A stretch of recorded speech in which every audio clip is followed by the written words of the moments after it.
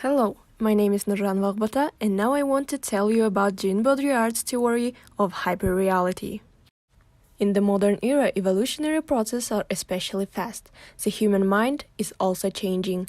The technological revolution has become a serious factor in the development of science. It has led to change in all spheres of life. Accordingly, new forms of reality appear, virtual ones. Baudrillard introduced the term type reality, denoting by it the reality in which the simulation of reality takes place and the boundaries between the essential and the imaginary are erased. Jean Baudrillard calls the era of postmodernism the era of hyperreality, as it is characterized by a sense of loss of reality. Hyperreality is a way of life filled with simulacra, because they broadcast meanings that don't correspond to real events. Hyperreality is characterized by virtualization, respectively, artificiality, which apparently harms subjectivity in general and the spirituality of each individual.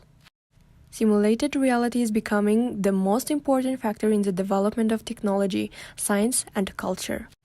New technical capabilities open up great opportunities in the fields of art, architecture, and construction.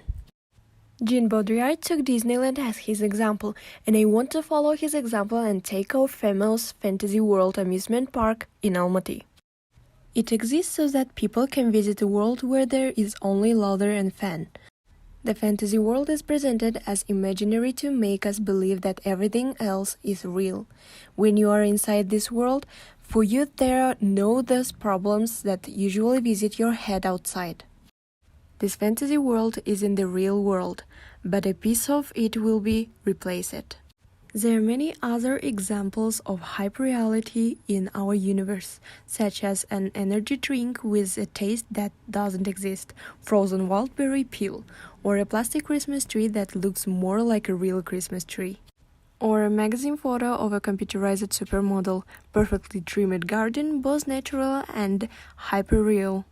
Television and films in general, because of the creation of the world of imagination and the dependence of the viewer on this imaginary world, or reality TV programs that have nothing to do with reality.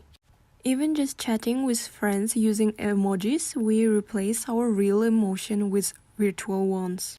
Ultimately, simulacra become more real than reality itself, and from this arises hyperreality, that is an environmental closet on itself, which no longer correlates with objective reality. A world where a plausibly depicted fantasy becomes identical to reality. So in a sense, we are all already living in the Matrix.